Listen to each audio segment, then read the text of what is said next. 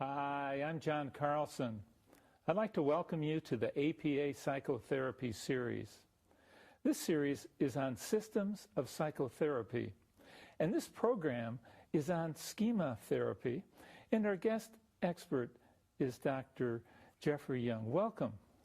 Thank you, John. Just what is schema therapy, Jeff?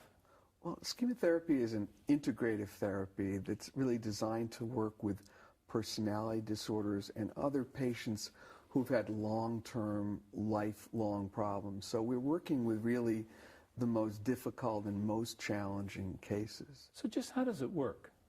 Well, it has four major components. We have a cognitive component to the therapy. We have a very strong emotional component. We focus a lot on the therapy relationship.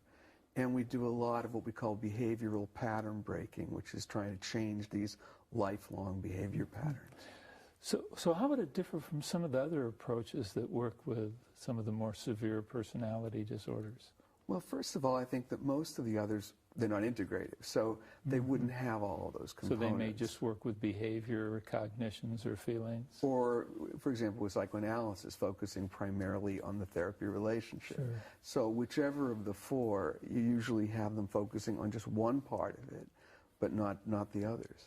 So how did you get into this work?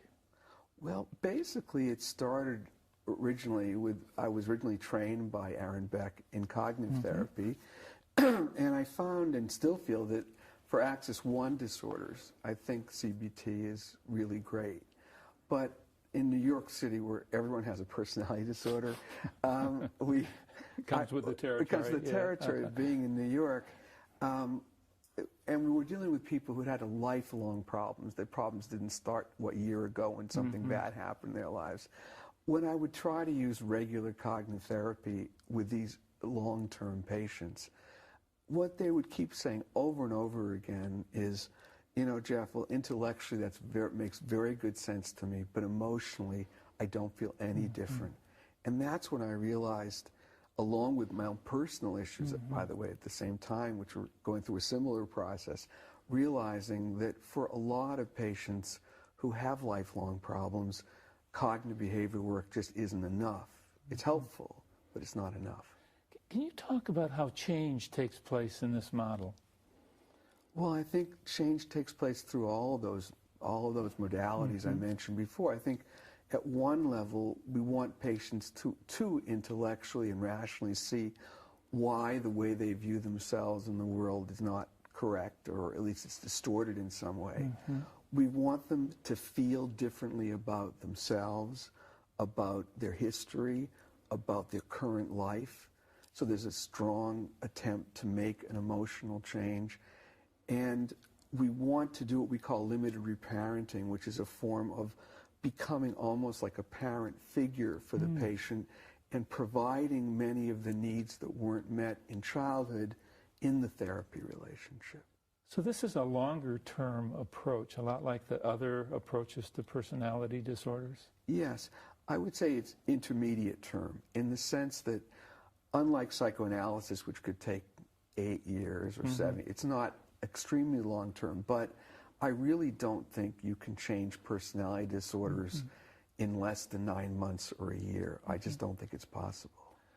So here comes the big question, does it work? Is there a research support for using schema therapy with personality disorders? Yes, well, the research has only been relatively recent, partly because, you know, the current climate in the United States is, of course, against long-term therapy. It's for very brief therapy. So it's hard to get funding to do research studies on personality disorders.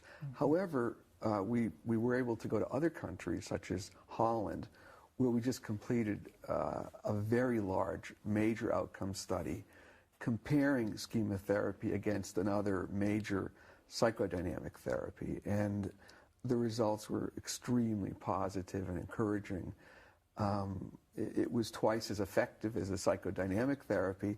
Also, I think for the first time in any study, a significant proportion of the borderline patients in the study actually had full recovery, which meant they no longer had the symptoms of borderline personality disorder. What are the obstacles and the pitfalls when one uses this approach? I mean, both for the therapist and the client. Right. Well, I think there are several possible ones, but I think the one that I think is the greatest problem are the therapist's own schemas and own issues. Yeah. Because in the therapy, you have to rely a lot on your ability to see what is really the problem. And if you're biased by your own history and your own childhood, there's a risk of imposing your issues on the patient and misperceiving what's really happening with the patient. So I'd say that's one of the biggest risks. The other is because we're dealing with personality disorders, often the patients will get critical of the therapist, angry at the therapist, and again, the therapist's reaction sometimes will be can be potentially harmful. They can get angry back at the patient. They can become defensive and defend themselves. So I would say the biggest obstacle with this kind of client, with this therapy, would be the therapist's own issues. What are some of the common schemas that you look for? Well, I'd say that some of the most common ones that we run up against, one we call emotional deprivation. These are clients who, as children, didn't get much love, attention, listening, empathy, and now in their adult lives, they're in relationships where they don't feel connected, they don't feel loved. They've often chosen partners who are cold, detached, and so I'd say that's one. Emotional deprivation. How about another one? Another one would be defectiveness, which in the tape you're going to be seeing. It's one of her major schemas, which is feeling that there's something fundamentally unlovable and bad about you.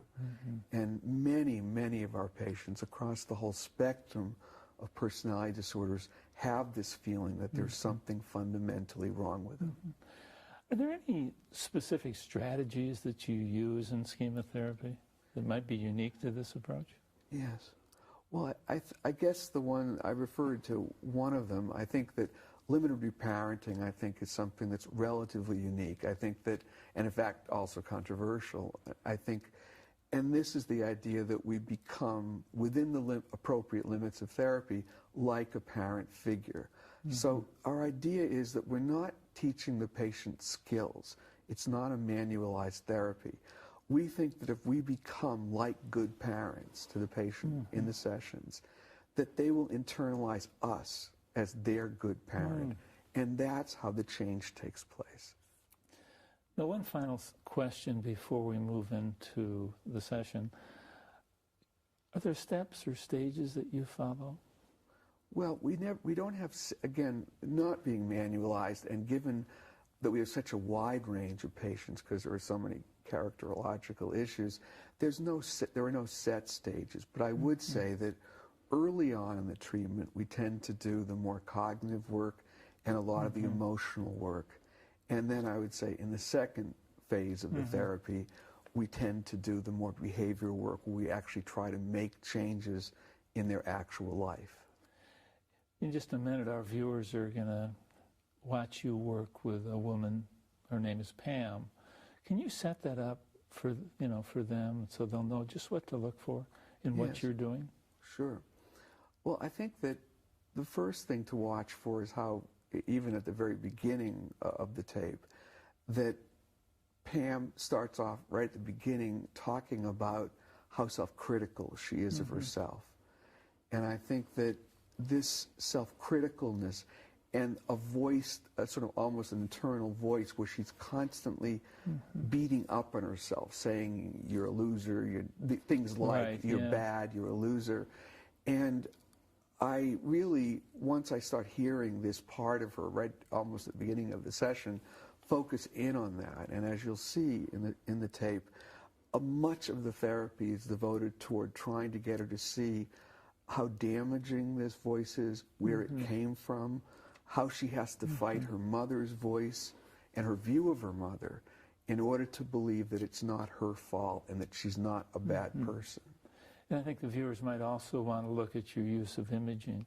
Yes, and I was going to say exactly. I think that the primary strategies that I use in this session are probably the imagery work and a dialogue with two-chair dialogue technique. So I think that watching those two strategies would be very helpful in understanding the therapy. Hey, let's watch. Great.